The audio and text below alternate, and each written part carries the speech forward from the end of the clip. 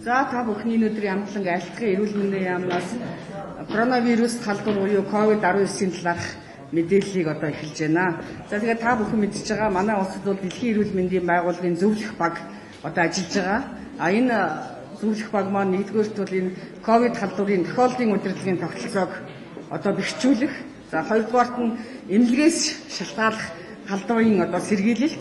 Гуравдугаарт нь бол одоо сэхэн амьдруулах эрчим тэмчилгээний чиглэлээр одоо ажиллаж байгаа. Тэгээ өнөөдөр энэ одоо чиглэлээр манай эмч мэрэгчлэнүүдэд сургалт одоо явж байгаа учраас дэлхийн эрүүл мэндийн байгууллагын ажилтан ариун туяадлын сургалтанд оролцож байгаа учраас би одоо дэлхийн эрүүл мэндийн байгууллагын мэдээллийг одоо та бүхэнд хийе. Энэ шинэ халдварын талаар. За коронавирус халдвар буюу COVID-19 одоогийн байдлаар яг дэлхийн одоо 79 оронд өвчл бүртгэгдээд байна. За нийт бол 95,424 хүн одоо энэ халдвараар өвчилж 3,283 хүн одоо нас барсан байна. За өвчл бол бүгд найрамдах Солонгос улс, Япон, Итали, Ирак, Иран, Герман, Испани, Франц зэрэг орнд бол нэлээд голомтлон одоо тархаж байна.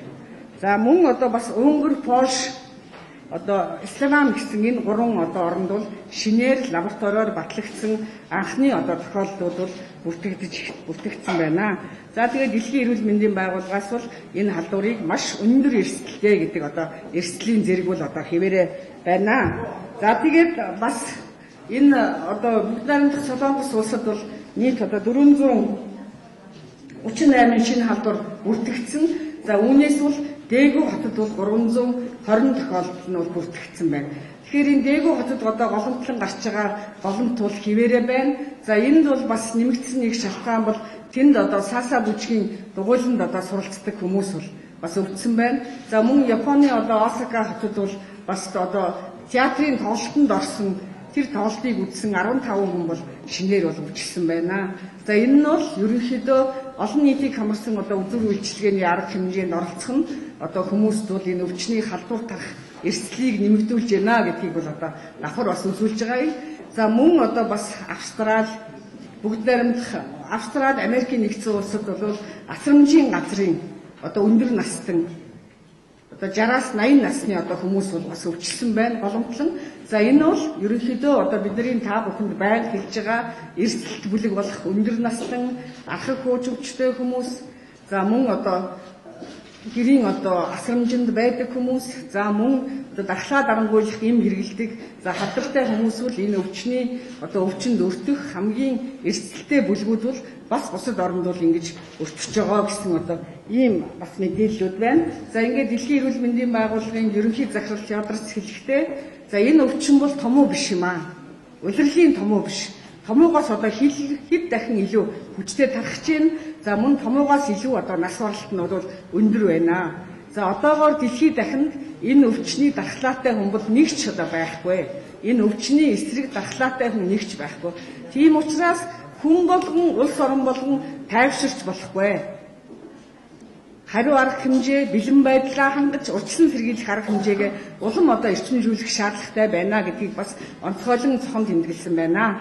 За ингээд та бүхэнд энэ дэлхийн одоо бас улс орнуудад энэ өвчнөд холбоотой ямар өвөрмөц одоо зөвлөд гарч байгаа талаар манай гадаад харилцааны хамтын ажиллагааны дарга Янжмаа та бүхэнд танилцуулнаа.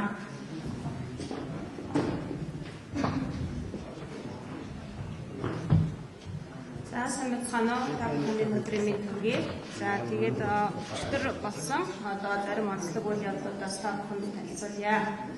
За өчтөр Япон улсад бол сая манай наран гэрэл дараагаас мэдээллээ. Ер нь бол хавьтлын шинжилгээ илрүүлгийг бол идэвхтэй явуулсны үр дүнд бол шинээр бол нийтдээ 30 гаруй тохиолдлыг бүртгэсэн байна. За тэгээд мөн бус улсад бол лабораторийн шинжилгээний хариуны хугацааг богиносгох технологиг мөн хүнчлэн шин нэмийг гаргаж авах талаар бүрталийн хүчин чармаалтыг гаргаж ажиллаж байгаа талаар бол тус улсын эрүүл мэндийн байгууллагуудаас мэдээлсэн байна. За Япон улсын Йокохама бомбод Princess Diamond хөлөг онгоц дээр халдвар голомтлон гарсныг та бүхэн мэдэж байгаа. За үүнтэй бас төсөөтэйгээр одоо Америкийн нэгдсэн улсын баруун эрэлт одоо Grand Princess Tatanga ээжийн хөлөг онгоцсон дээр халдвар гарсан байж болзошгүй мэдээлэл гарсан байна. Хоолтын бол одоо уг далайн аяллаа хөтөг онгоцонд 2500 гаруй зорчигчид аялж байгаа бөгөөд аяллаа эзэн одоо бүрэг газар нь Мексикоос байсан. За халдварын сэжигтэй тохиолдлууд байгаа учраас уг хөтөг онгоц аяллаа цааш өргөжлөхгүйгээр Сан Франциско Бомтод ирж ирж байгаа. За уг хөтөг онгоцны ажилтнууд болон зарим зорчигчдын дунд халдварын шинж тэмдэг илэрсэн учраас хөтөг онгоцыг Бомтод одоо хүрсэн ирэхээс өмнө Америк нэгдсэн улсын өвчний хяналт сэргийллийн төвийнхэн одоо очиж тест шинжилгээ хийж байгаа байна. За түүнчлэн одоо ингээд Калифорни мужи улсын захирагчдын шийдвэрээр тус мужи улсад онц байдлыг зарласан байна. За Калифорни мужийн хувьд бол 1 нас барах бүртгэгдсэн. Нийтдээ Америк нэгдсэн улсад 11 нас барах бүртгэгдсэн. 14 мужид одоо тохиолдол нийт 158 тохиолдол бүртгэгдсэн байна. За Европын деталь улсын хувьд бол ер нь халдварын тохиолдлыг тогтоон барих зорилгоор тус улсын одоо бүх боловсролын байгууллагын үйл ажиллагааг 3-р сарын 15-ны дуустал одоо зогсоох талаар шийдвэр гарсан. За уг шийдвэрийн талаар тус улсын ерөнхий сайд болон боловсролын сайдаар мэдээлэл хийсэн байгаа. За ард орондод халдвар эрчимтэй дахиж байгаа Иран улсын хувьд бол нийтдээ 300 мянга гаруй эрүүл мэндийн ажилчдыг халдварын одоо эпидемитэй тэмцэх ажилтнууд бол дайчлан ажиллаж байгаа. Тэрчлэн дэлхийн эрүүл мэндийн байгууллагын зүгээс одоо олон тооны багийг авч ажиллаж нөөцийн хангамжийг авч байгаа гэсэн мэдээлэл гарсан байна. За баярлалаа. За баярлалаа. Тэгээд сая бас манай Янжмаа даргын одоо мэдээлэлд өртсөн ер нь усан онгоцуд бол маш их энэ халдварт тархах өндөр эрсдэлтэй байгаа. Яагаад гэвэл бас одоо энэ Японы иргэдээр байгаа Diamond Princess одоо онгоцонд бол 3000 хүн одоо 3000 гаруй хүн жашиж явснаас одоогоор 700 хүн өвдөөд 12 хүн одоо нас барсан байгаа. Тийм учраас энэ манай иргэдийг бид нар байнга одоо өвчл гарсан бүс нутагт аялахгүй байх гэдэг одоо зөвлөмжийг өгөөд байгаа нь бас ийм одоо учир утгатай маа. За тэгээд манай эрүүл мэндийн одоо яамнаас эмхийн тусламжийн газрын дарга буян жаргал за ямар арга хэмжээ хэрэгжүүлж байгаа талаар та бүхэнд мэдээлэл хийнэ.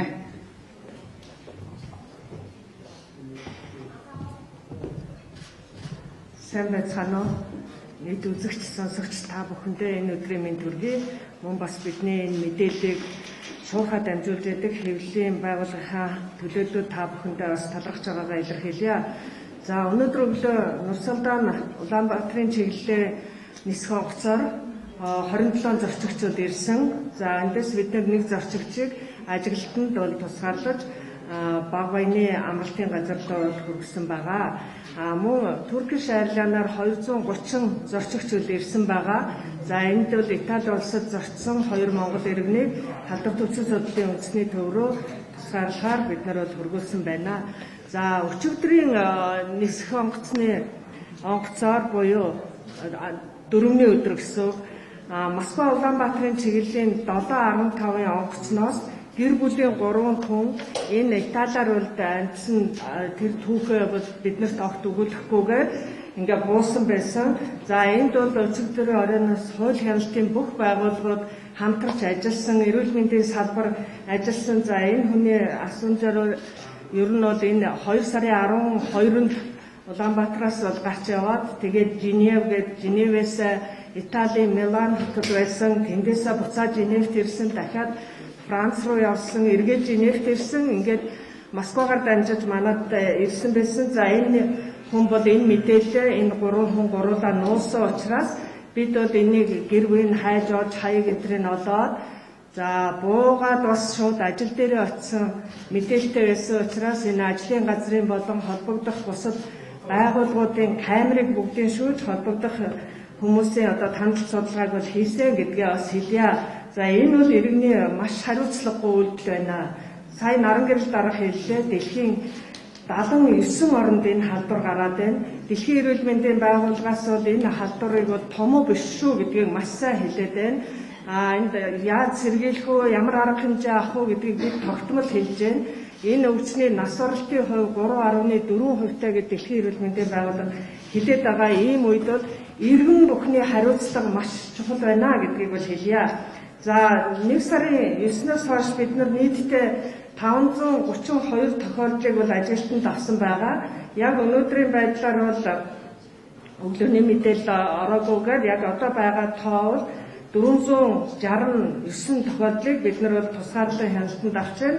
Халдварт өвчин судлалын үндэсний төв улсын 2 дугаар төвийн жаргалантын амандах сонгоно юуны онцгой байдлын ерөнхий газрын сувилал баг баян мөн дахин уул сэлэнг доорнод өвөрхангай орхон баян өлгийн аймагуудад энэ ажилтнанд бол иргэд бол байгаа гэдгийг хэлье. За өссөн дүнгээр нийтдээ с ิจ гтэй тохиолдол гэж бид нар 255 тохиолдлыг бол авч шинжилгээг бол манай халдварт өвчин судлалын үндэсний төвийн хийгээд тодорхой хугацаагаар ингээд оншийг бол халдварыг бол үгүйсгээд ингээд явж байгаа гэдгийг хэлье. За эмнэлгийн тусламж үйлчилгээ ер нь бол хэвээ явагдаж байгаа. Өнөөдөр 12 цагаас бид нар улсын 2 дугаар өстэй уучлаарай. Улсын 1-р төв эмнэлэг дээр энэ зүрхний шигдээсийн үеийн одоо нис таслын тусламж үзүүлэх шинэ тасгийг нээж байгаа. Улсанд та нар мэдж байгаа энэ тусламж ганцхан 3 дугаар төв эмнэлэг дээр бол явдаг байсан. Одоо бол бид нар бас 1-р төв эмнэлэг рүү энэ тусламжийг бол өргөжүүлээд ингээд бол явж байна. Улсын хэмжээнд бол одоо 24 цагийн дотор 214 их амардсан ийм мэдээлэл байгаа. За том тус өвчний амбулаторийн үйлчилгээний хувьд бол одоо 5.1% байна. Энэ нь бол сүүлийн 3 жилийн дунджаар бид нар харьцуулахад 1.8%-аар бол буусан буюу 10,000 хүнд бол 17.9 тохиолдлоор бол бага байна гэсэн ийм тоонуудыг авч байгаа. За түргэн тусламжийн тусламж үйлчилгээнд бол холбогдож 1543 хүн одоо зөвлөгөө авч дуудлага өгсөн ийм үйлчилгээ авсан байна. За эндээс бол хүүхдийн дуудлага бол 159 тохиолдол байгаа. Төрөх амарчих дуудлага 64 тохиолдол, архинаар шалтгаалсан дуудлага 90 тохиолдол бол энд дуудсан байна гэдгийг бас хэлж байна. За энд постууд дээр одоо манай резидент эмчнэр мөн үйл ажиллагаагаа явуулаад халууна хэмжээд ингээд төрийн бусад байгууллагатай хамтарч ажиллаж байгаа. За дэлхийн эрүүл мэндийн байгууллагаас ирсэн зөвлөгөөд сургалтаа хийж байна. Мөн бас эмнэлгүүдээ газар дээр нь очиод зөвлөгөө өгөөд ингээд ажиллаж байгаа гэдгийг хэлье. Баярлалаа. За баярлалаа. Ингээд энэ коронавирус буюу COVID-19-тэй тэмцэх талаар төрийн одоо бүх байгууллагууд бол хамтран одоо ажиллаж байгаа. За тэгээд мөн сая манай Боинжиргал даргын одоо хэлсэн мэдээлэлд дурдсан шиг бас эрүүл мэндийн болон бусад байгууллагын үйл ажиллагаанд одоо манай иргэд бас хангалтгүй оролцох явдал их байна. За зарим нь бол маш дэмжиж одоо хангалттай сайхан оролцож байгаа гэдгийг та бүхэн мэднэ.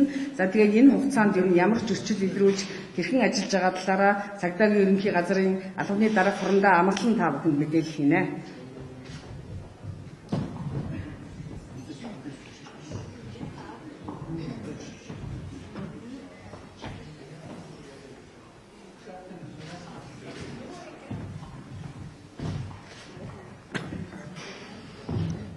За та бүхэний энэ өдрийн мэндийг альтгая. За манай эрүүл мэндийн байгууллагаас тодорхой энэ халдварт коронавирус COVID-19 өвчин бол дэлхийн нийтийг зочроосон нэлээд хүнд хэлбэрийн хинч одоо урдсан зэрэглэх талаар анхаарахгүй байж болохгүй юм өвчин байгаа гэдэг нийт ард түмэн бүгдээрээ мэдж сонсож байгаа байх. Юуны өмнө Монгол улсын засгийн газар за улсын онцгой комиссийн шийдвэрээр одоо сар шинийн баяруулаад энэ хугацаанд 3 сарын 3 хүртэл хугацаанд энэ 20 сарын дэглэлийг зөвлөж ажиллахад нийт Монголын ард түмэн бүх одоо төрийн байгууллагууд за орон нутгийн засаг захиргаа нэгжүүд бол одоо маш идэвхтэй ажиллаж Монгол улсын нутаг дэвсгэрийг бүхэлд нь тодорхой хязгаартайгаар дэглэн тогтооход бол одоо ухамсартай сайн ажилласан одоо ард түмэнд талархам зүйтэй байх. Энийг нийт ард түмэнд тодорхой хүргэсэн хэвлэл мэдээллийн байгууллага та бүхэнд бас баярлалаа. Цагдаагийн байгууллага нийтийн хэмжээ хамгаалах, олон нийтийн аюулгүй байдлыг хангах хуулиар хүлээсэн чиг үүрэгтэй. Энэ тусмаа олон нийтийн аюулгүй байдлыг хангахын тулд энэ коронавирусын халдварт өвчний үед дэгдэлтийн үед эрүүл мэндийн байгууллага, мэргэжлийн хяналтын байгууллага, онцгой байдал, за улсын онцгой комиссаас гарсан шийдвэртэй шийдвэрийг хэрэгжүүлэх талаар олон талаар хамтарч ажиллаж байгаа. Энэ төр засгаас авч хэрэгжүүлж байгаа, энэ төрийн байгууллагуудаас авч хэрэгжүүлж байгаа ард иргэдийн идэвхтэй оролцоотой байна ажилд бас зарим иргэдийн хариуцлагагүй байдал, энэ халдвар төвчний аюул хөнөөлийг ойлгоогүй байдал, за хууль тогтоомжоо сахиж хэрэгжүүлдэг байдлаас болж зарим нэгэн зөрчил олон нийлээд гарч байна. Тухайлбал улсын онцгой комиссын шийдвэрлээд эрүүл мэндийн байгууллага нь судалгаа дүгнэлтээр гаргаад мэргэжлийн хяналт онцгой байдал цагдаагийн байгууллагууд нь тогтоогоо тусгаарласан шаардлагатай гэж үзээд тусгаарлалтад байгаа иргэдийн дундаас зөрчил гаргаж байна. Тухайлбал Аврагын амралтад байгаа Хүсгэл аймгийн харьяат Б гэж эмэгтэй өөрөө совилогч эрүүл мэндийн ажилтан хүн бусдыг одоо эндээс гарыг дурхирч жагсаал маягийн хийгч байгаа. Хоёрдугаар эмэгтэй байгаа нэг юм ачаа тэшиндээ авцарсан согтуур гундааны зүйлэн өөрөө уусан бусдад сав сайданд гэж тараах гэж оролдсон, зарим нэгэн өрөө тасалгааны хаалгуудыг татсан, ийм зөрчил дутагдал гаргасан. За халдвар төвчсөн судлалын төвдөр мөн хязгаарлалтад байгаа иргэдээс гарын орё гэсэн ийм дураараа авирсан юм гарсан.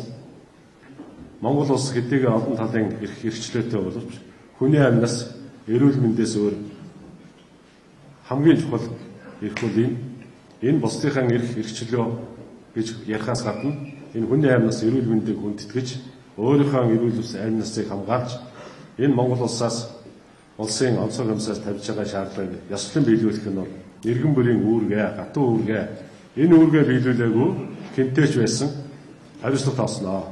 Эрүүгийн хуулиар нь, зөрчлийн хуулиар нь тэр эрүүл мэндийн тухай хууль заасан, зөрчлийн хууль заасан арга хэмжээнүүдийг авнаа.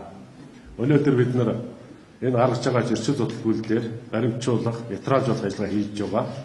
Тодорхой хугацааны дараа энэ дэглэмийн хязгаарлалтын хугацаа дуусаад тэр шинжилгээ юм сөрөг гарсан үед бол бүгдээрэндээ нь хуулийн хариуцлага тооцноо. Хатуу хариуцлага тооцноо гэдгийг бол анхааруулж байна.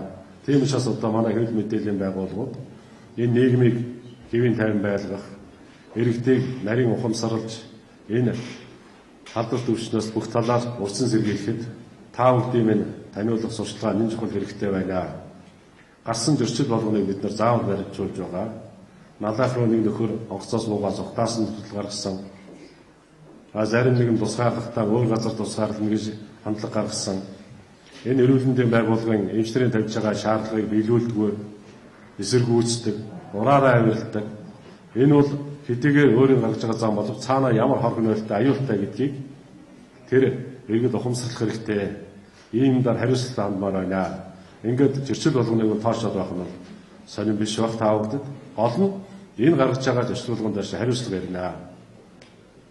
Том болмооргүй бол энэ үйлдэлд дасан зогсоохгүй гэх юм уу, ямар нэгэн байдлаар хандлага гаргаад байгаа юм. Энэ чинь олон нийтэд хэвлэл мэдээлэлээр ил тод зарлаа шүү. Ингэж ухамсаргүй байж болохгүй. Одоо тэр Итали улсад дамжаад ирсэн тэр иш аа гэж хоёр хүн байгаа. Бага насны энэ гэж охинт хүүхэд дагуулад явсан. Тэгээд явсан газараа тодорхой мэдүүлэхгүй, буруу мэдүүлээд ингэж орж ирээд бас нэг баахан ажил уддаг. Бид нар бас онцгой анхаарах хэрэгтэй Монгол улсын иргэд бүгдээрээ иргэн бүргэн энэний ч ард зөндөө зардал байгаа. Энэний зардал бүх хүмүүс ажиллаж байна. Өдөр шөнөгүй ажиллаж байна. Энэ ажиллаж байгаа иргэдийнхаа бас ажил хөдөлмөрийг нь ухамсарлах хэрэгтэй. Энэ бол иргэн бүргэнөө нэгж болсон иргэний халдвар авахгүй болох нь аюулгүй байдал хангахын төлөө зүтгэж байгаа болохоос зүгээр нэг эрдийн хөдөлмөрийн ажлын гормоор явж байгаа ажил биш гэдгийг бол ухамсарлаж ойлгоорой. Ингээд нийт хэрэг зөрчил холбогдсон болоод энэ асуудал гаргаад байгаа улстай бол дахин хэлье. Энэ хуулийн хариуцлага очноо. Тэхийн тулд бид нар тодорхой материал өгж байгаа. Ямар нэгэн зөрчил тогтол гаргахгүй байхыг л одоо та бүхнээс онцгойлон хүсэх байна. Энэ эрүүл мэндийн байгууллага болоод холбох байгууллагын тавьж байгаа шаардлагыг зөв ёсны шаардлагыг л өгдөөгүй бүрэн ухамсарлан биелүүлэхийг та бүхнээс хүсэж байна. Баярлалаа. За, үнхээр дөрмөр явъя. За дараагийн мэдээлэл хийх хүмүүс байна. За тэгэхээр та бүхэн мэдж байгаа ер нь эрүүл мэндийн байгууллага манай бүх байгууллагууд хувь хүнийг одоо гэр оронд нь хариулахгүй гэсэн нэг ч юм сонирхол байхгүй. Тэгэхээр яагаад бид нар энэ хүмүүсийг ажиглалтанд тусгаалаад байна вэ гэвэл та бүхэн бидний өдөр тутмын мэдээлэлээс ойлгож байгаа бах. Дэлхийд энэ өвчил тархаж байгаа нь ихэнх нь 70-80% нь бол гадаад оронд аялсан, жортсон өгүүлэмжтэй хүмүүсээс энэ халдвар тарж байгаа. Тийм учраас бид нар нэгдүгээр эх орноо хамгаалж байгаа, хоёрдугаарт нь та нарыг өөрсдий чинь та нарын үр хүүхэд эрсдэл бүлэг өвөө эмээг чинь хамгаалж байгаа учраас бид нартай бас та бүхэн хамтран одоо ажиллах шаардлагатай байна. Одоогоор манайд өвчин хэдийгээр бүртгэдэггүй ч гэсэн халдварт өвчин судлалын үндэсний төв баан өдөр болгон одоо сэжигтэй тохиолдлыг бүртгэн хандлт судалгаа хийж байгаа. За өнөөдрийнхөө байдлын талаар ерөнхий захирал Нямхуу та бүхэнд мэдээлэл хийнэ.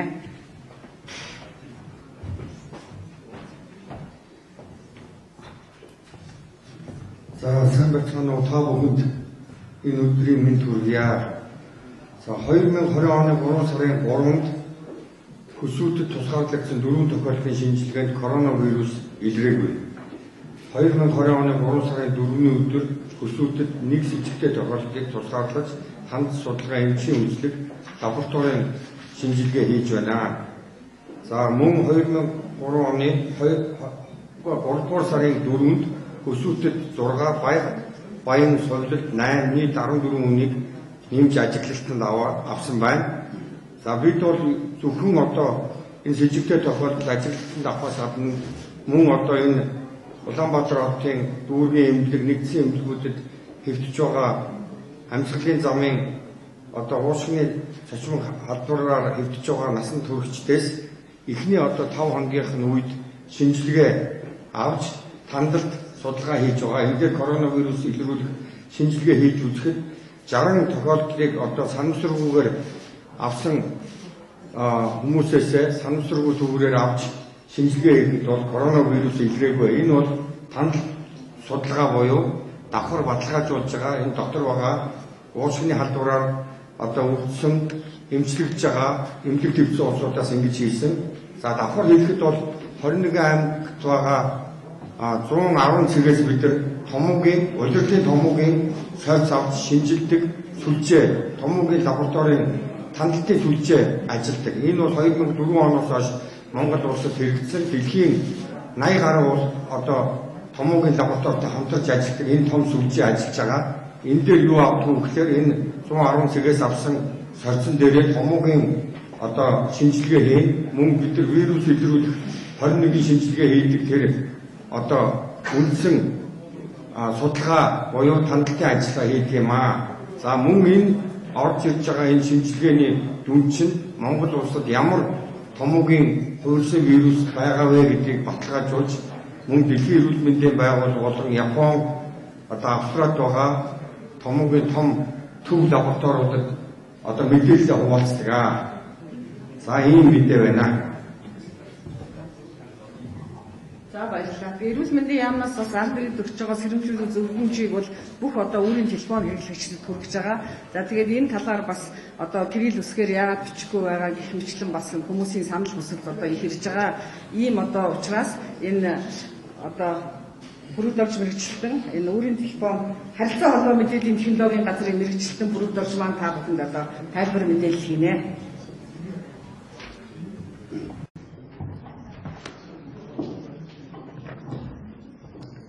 За та бүхэнд өдрийн мэнд хүргэе.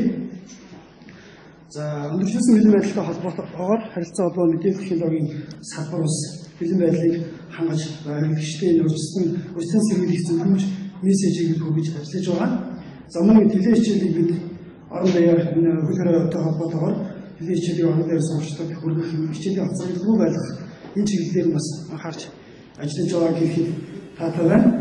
За сүүлийн үед бол хэрэглэгчдээс манаас нэг юм зүйлийн бодол мэдээлэл санал ирж байгаа. Энэ юу вэ гэхээр ерөнхий мэндийн яамнаас ирүүлж байгаа энэ мессежийг кирилл үсгээр ирүүлэх боломж юу вэ? Эдгээр нь бас уншаад өгөхтэй байна гэдэг ийм ойлголт ирж байгаа.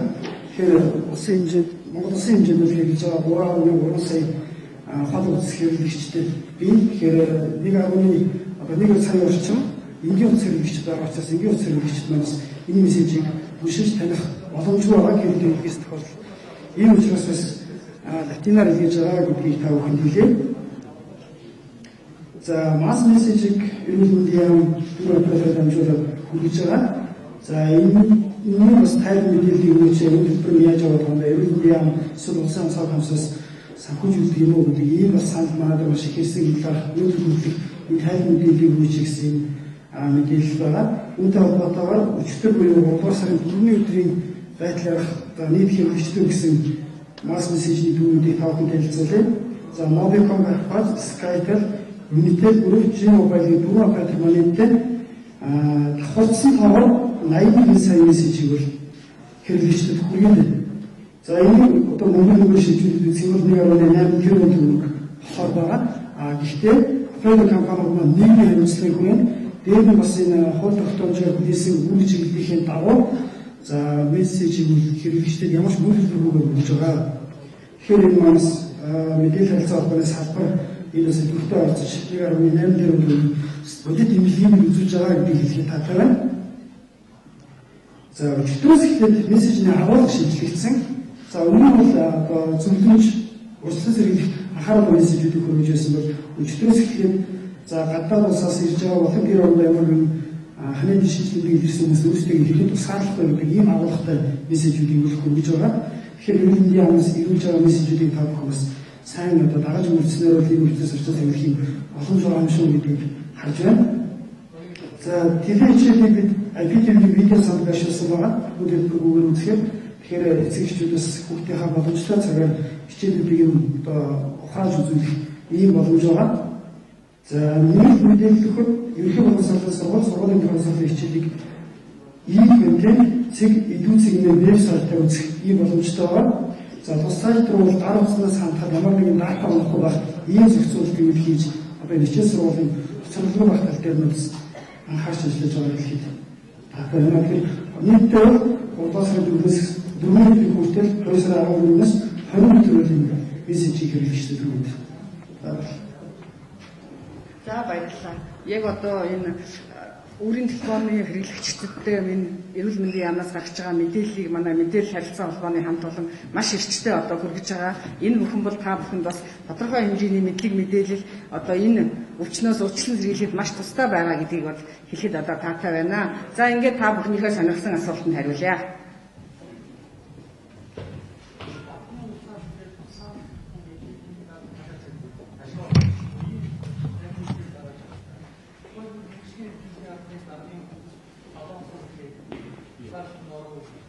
За, амгалан орондоо хариулнаа.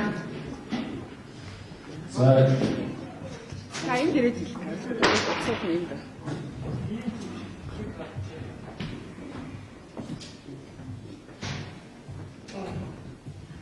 За гадаад орноос ирээд тусгаарлагдахгүй, шаардлагагүй гэсэн ийм өөрсдийнхөө үзмжээр хандсан хандлагууд байгаа, ярьсэр байгаа.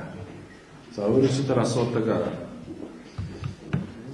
асуулт олзуулаад хэлэхэд иргэн CD гэж хүүхэд байгаа, залуу байгаа. Тэр халдварт цэргийн госпиталд тусгаарлагдсан байж байгаа. Харин энэ талаар зарим нэг худлаа мэдээлэл явуулах шиг байгаа. Ер нь энэ эрүүл мэндийн байгууллага мэргэжлийн хяналт онцгой байдал санитарийн байгууллагаас хамтарсан бүлгүүд дандаа энэ боомтод орж буй тухай боомттой хэвлэлийн боомтоор ажиллаж байгаа.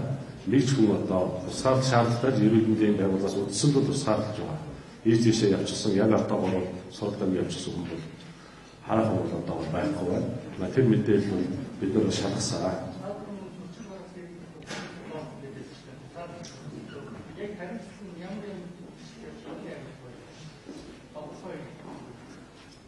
За зөрчлийн тухай хуулийн 5.13 байж байгаа.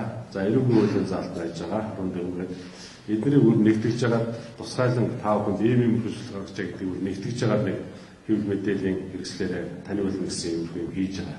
Тэгээ тэрийг тухай хэлье.